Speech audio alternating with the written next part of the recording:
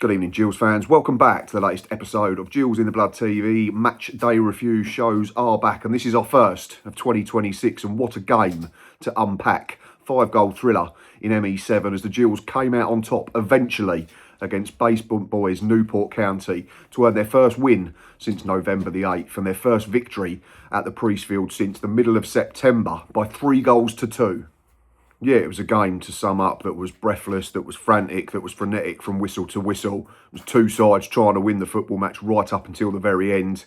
Some good stuff played, some not so good stuff from both sides throughout the encounter, I believe. There was goals, there was chances, there was saves, there was misses, there was a penalty. There was obviously a late winner, thankfully, that came for us. There was drama, there was talking points.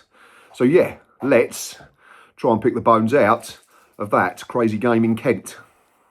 First things first, we will go back to 1:45 p.m. on Saturday afternoon, and that is when the team news came out and Gills made a handful of changes from that defeat on New Year's Day against Swindon Town, which seems like a long time ago. Glenn Morris returned in goal. It was a back four. Team is up here, which in full was Morris in goal, a back four of Sam Gale, Andy Smith, Connor Masterson and Max Clark. It was captain Armani Little and Robbie McKenzie patrolling in front. Then it was a trio of Bradley Dack, Johnny Smith and Aaron Rowe, supporting lone frontman Josh Andrews. Off the bench, plenty of attacking options. We had a goalkeeper, Jake Turner, right back Romeo Hutton, Ethan Coleman as the defensive midfield option, Gareth McCleary back and fit, we'll get to him later, and then three strikers in the form of Seb Palmer-Holden, Sam Vokes and Elliot Nevitt. Yeah, first half started and we just didn't get out the blocks, did we? Newport were bright, they were quicker than us, they were more incisive than us, they were more decisive than us. Glenn Morris had to be alert to make a couple of really good saves. One really smart, getting down with his right hand to prevent them taking the lead. But we didn't learn. A couple of set plays came into our box, we struggled to deal with them. Glenn made another good save. Unfortunately, from a Newport point of view, I missed this one on camera. But then when the second header came in, he could do nothing to stop it as we failed to pick up our men. We failed to land on second balls, and Michael Spellman was the man who put Newport County in front inside 5 minutes.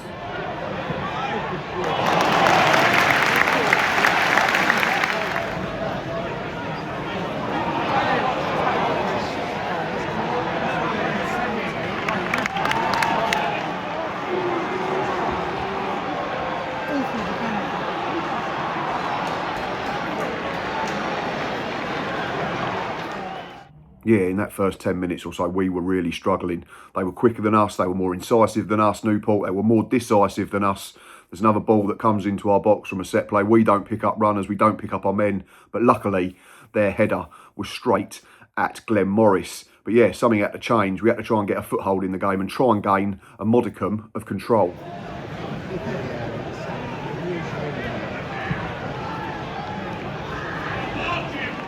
Yeah, I've said already how much we were struggling in the early proceedings, and it was probably only Johnny Smith and Aaron Rowe, our two wingers, that were causing any type of problems for the Newport back line. Johnny Smith off the right, easy to go one way, can go the other. Aaron Rowe again, tricky, direct. Yeah, we was having to give them the ball because there wasn't a lot else from any other players on the pitch. Delivery into the box was decent. They were getting shots off. Yeah, it wasn't, you know, the Alamo, not by any stretch of the imagination, but they were the two players that looked like they could drag us back into the game.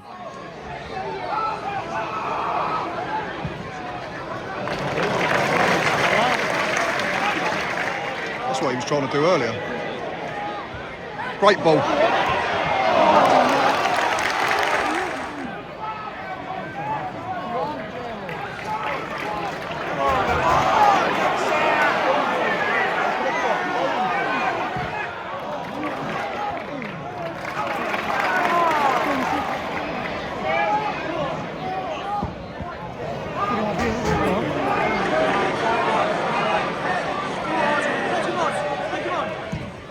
Yes. A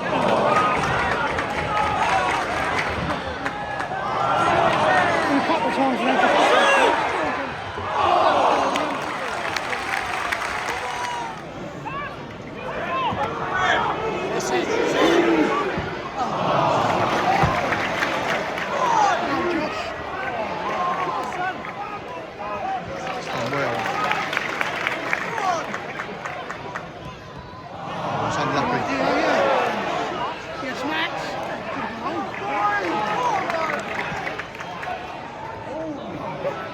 be fair, that's what they did, the pair of them, and then others started to follow, thankfully, and we got that foothold.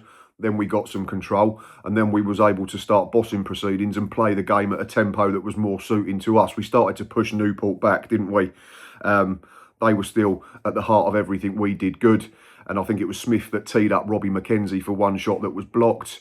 We've already seen one from Smith where he pinched the ball edge of the box. Ball was definitely going into the top corner before a deflection, saw it over the bar and into the Rainier. But yeah, finally, we were starting to be the ones that were making the run-in, and we were the ones that were starting to dictate the tempo of the football match.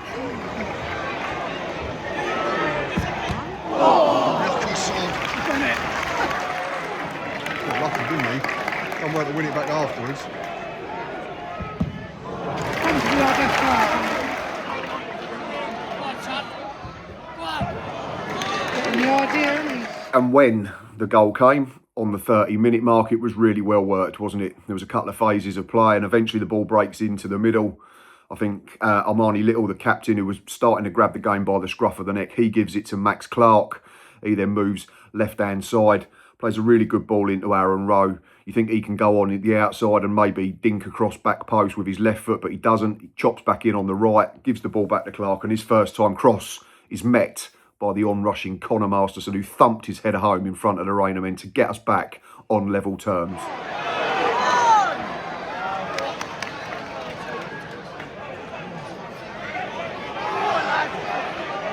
Goes box.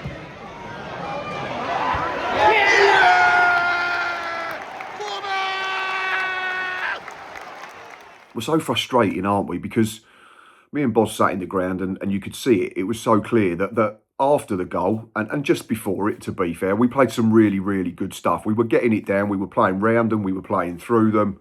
But why, oh why, did it take us 10, 15 minutes and going behind and giving up other chances for us to actually go, hang about, we've got good players, let's make it about us and not about them. And yeah, there was some really good stuff played at the end of the half, and we've got a couple of examples here. Johnny Smith running into that, didn't you?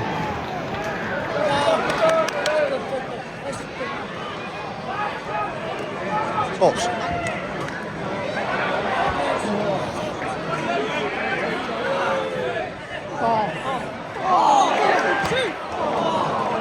Another large six block.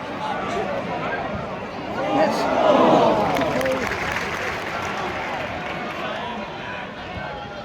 That's the first ball. It's not a bad ball at all.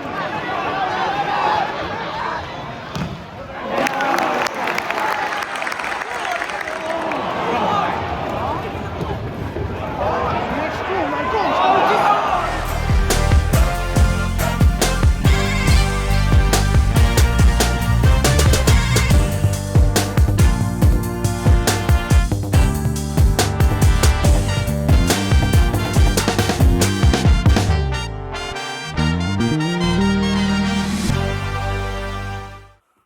Imagine the half-time team talk would have been an interesting one, because Gareth and Dobbo would surely have been unhappy with that opening 15 minutes where we just couldn't lay a glove on Newport County. But from that point on, we scored a good goal, we created some decent opportunities, and we were really, really good. So yeah, I'm guessing it would have been more of the same of the last half hour, gents, please. And to be fair, we came out the blocks much better in that second 45, didn't we? Created some really presentable openings. I think there's one ball in from Aaron Rowe that Josh Andrews just has to try and guide back into the corner, and he's unlucky, it goes just over the bar. Rowe himself then, in a similar way to the goal he scored against Barrow a few weeks ago, cuts in off the left, forces a really good save from Jordan Wright. And then Josh Andrews misses two absolute sitters, unfortunately. Rowe plays him in and he's about 8 yards out, it looks like. Just sort of doesn't get his body sorted out. The ball gets stuck under his feet, and his tame first-time effort rolls apologetically to Wright. And then a better chance, Sam Gale does well, gets to the byline, fizzes a ball across the box, and Josh Andrews somehow, from a couple of yards, it looked like from our seat, manages to guide it over the bar when it seemed easier to put it in. Yeah, let's have a look at them. Would we regret them misses further down the line? All that is. Now make something of it.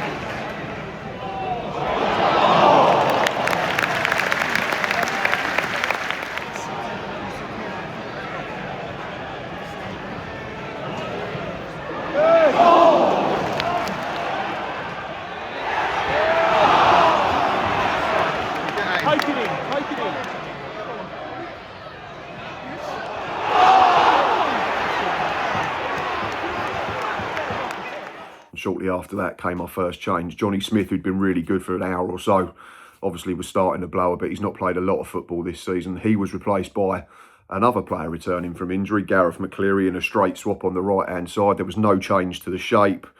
What was pleasing to see that was Bradley Dack, who'd had a fairly slow start to the game. I think his own performance was in keeping with our display collectively. Misplaced passes, poor touches, under-hitting or over-hitting passes, but he was having more of an influence. He was keeping us ticking over. What he was allowing us to do was stretch Newport, take their defenders out of the comfort zone. There's another chance shortly afterwards. Max Clark, free kick, headed back into the danger zone. Sam Gale does absolutely everything right, but Jordan Wright manages to get himself across and get a big right hand on it to prevent us from taking the lead. But yeah, the Newport threat was more fleeting as the game went on. But it was up to us, wasn't it? Being the home team, being the side that was higher than Newport in the league, to go and try and find that elusive winning goal.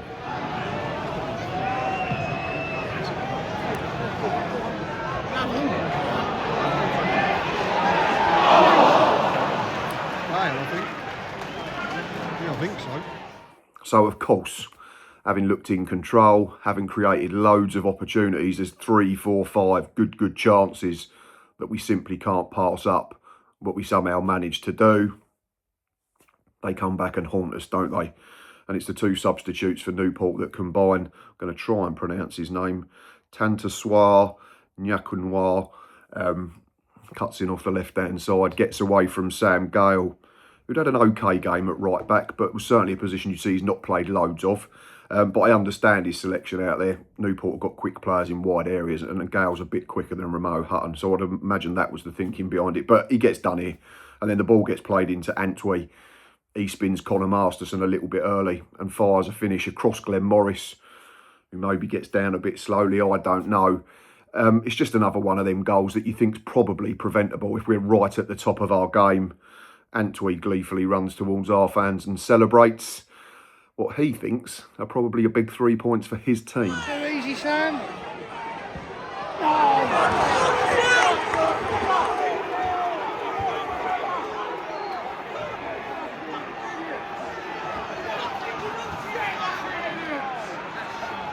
Yeah, at this point we're looking at another home game without victory, another game overall without picking up a win. Draws are no good, are they? We've drawn far too many games this season. So Gareth Ainsworth rolls the dice, and there was a mixed reaction at best to Aaron Rowe being withdrawn for Ramo Hutton. That was one change, and then Sam Vokes came on for Josh Andrews. We went to a back three, so Gale became more natural in his centre-back position. Hutton and Clark were the wing-backs. Midfield trio was still the same, McKenzie, Little and Dacky, and Gareth McCleary was playing right up top alongside Vokes. And shortly afterwards, we win a penalty. McCleary had a couple of moments after coming on. There'd been that long delay because one of the linesmen had got injured and we had to find a fourth official in the crowd, which I don't think did us any favours. But McCleary had stayed alert, gets to the byline, his cross is blocked, comes back out towards him. The defender gets there first, but I think he's just a little bit casual with it. Maybe doesn't see McCleary on the blind side. Gaz nicks in, pinches it off of him. There's a swing of the leg, brings down Gareth, spot kick. Chance, as we started 15 minutes of injury time for us to level up the game and then potentially go and try and win it.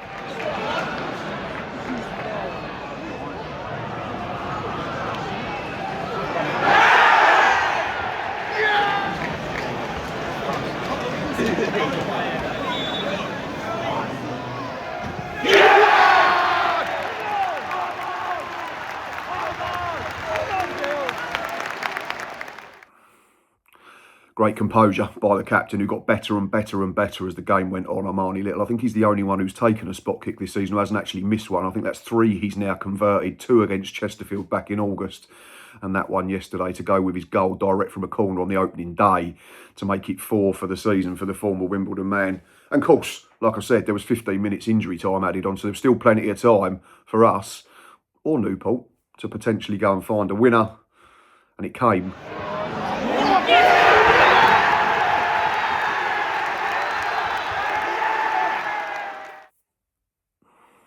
just finds a way of being in the right place at the right time, doesn't he, Gareth McCleary? If you go back to his cameos this season, he wins a penalty at Bromley that helps us earn a point. He sets up 2 goals at Shrewsbury. He was absolutely outstanding on the afternoon back in November as we came back from 3-1 down. And, yeah, wins the penalty yesterday. And then Max Clark's up and under, and that is all it was.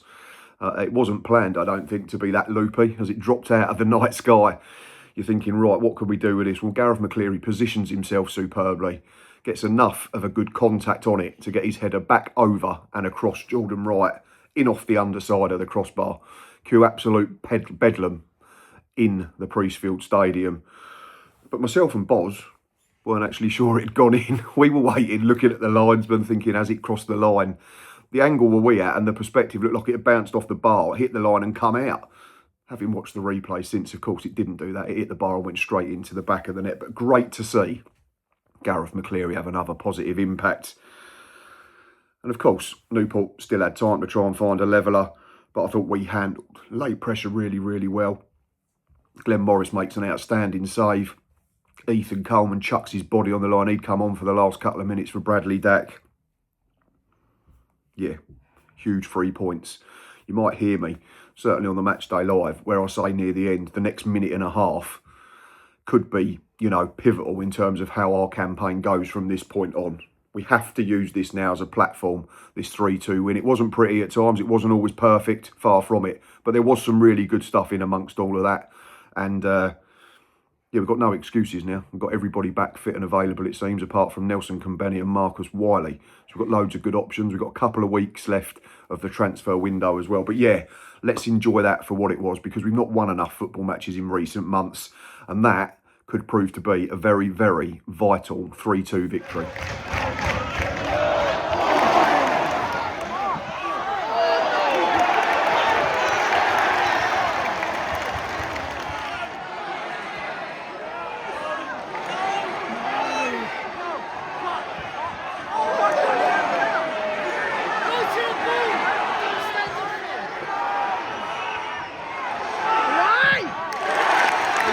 That is outstanding.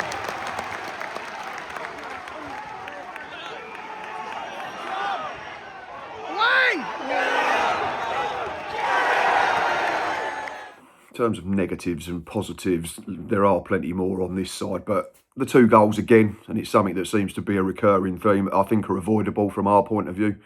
The first one, Glenn Morris makes a great save. We then don't switch on, allow the second header to be won by a Newport player, and you can't expect Glenn to keep saving us. And the only other one I've got is strikers still not scoring goals, and Josh Andrews has had at least 2, maybe 3 really, really presentable chances. He has to take at least one of them for me. But that is it on an afternoon where we found a way. We've already mentioned him. Glenn Morris was back making crucial saves. That performance was superb for a man who'd not played since the end of October. All 3 wingers that featured, Aaron Rowe, Johnny Smith from the start, Gareth McCleary off the bench, all looked a genuine threat. Aaron Rowe's involved in the first goal. Should have at least an assist second half if Josh Andrews could find the net from 6 yards. Johnny Smith was a constant threat during that first hour that he played, and then obviously Gareth's come off the bench, an assist and a goal to ultimately win us the game. Yeah, so his cameo, G-Max, another massive, massive positive, and loads of options, like I've already said. We're going to need everybody. We've got through this Christmas period where we have to play every 2 or 3 days, albeit we had 1 called off because of a frozen pitch. But yeah, it was great to see us be rewarded for a couple of weeks on the training ground without a game. We've now got to go and try and back it up next week at Harrogate. Another side struggling at the wrong end of the table. But yeah, this in isolation, certainly more pluses than there were negative points. In terms of man of the match, I think there was a few candidates as the game was going on, but ultimately I think it had to go to this man. I've already said, first half, Johnny Smith, Aaron Rowe were our 2 main threats. They caused the Newport defenders problems. They turned them round. They got balls into dangerous areas. They got shots off themselves. Connor Masterson back with a goal. Glenn Morris back with some big saves. But for me, it was the captain, Armani Little. Constantly tried to drag us up when we were struggling. Constantly tried to grab the game by the scruff of the neck when we needed him to. Yeah, just a proper skipper's display from Armani. Played 90 minutes. 71 touches overall, 87% pass completion rate, 79% in the opposition half, which is when he's trying to punch balls through defensive lines, trying to get us in behind. That's really, really impressive. 2 key passes, 2 shots, 1 goal, 8 ball recoveries, and he won 75% of his duels. So yeah, that man up there, well-deserved man of the match, Armani Little. Right, we are in injury time on this episode. So as always, I'm going to say a big thank you if you're still watching and listening at this point, whether you are a Gills fan, a Newport fan, or a neutral. The support is always appreciated. 4,020 subscribers now, so thank you to everybody who went and hit that button over the festive period to get us over 4K. I'm going to go for 75 likes on this review show. So if you can go down there, press that. If you're new, please press subscribe, hit that bell, and you won't miss an episode as we continue to strive to get towards 5K as quickly as possible. Yes, it's good to have regular content back, regular 3 episodes a week. Obviously, the festive period is slightly different. Games come thick and fast, and it's just not possible to fit everything in. Myself and my good friend Lee from Around the Grounds will be back on your screens 7 p.m. Monday evening as the League 2 hour returns to look at another action-packed weekend in the best division in world football. But until then, I hope you've all had a good weekend, and most importantly, up the Gills.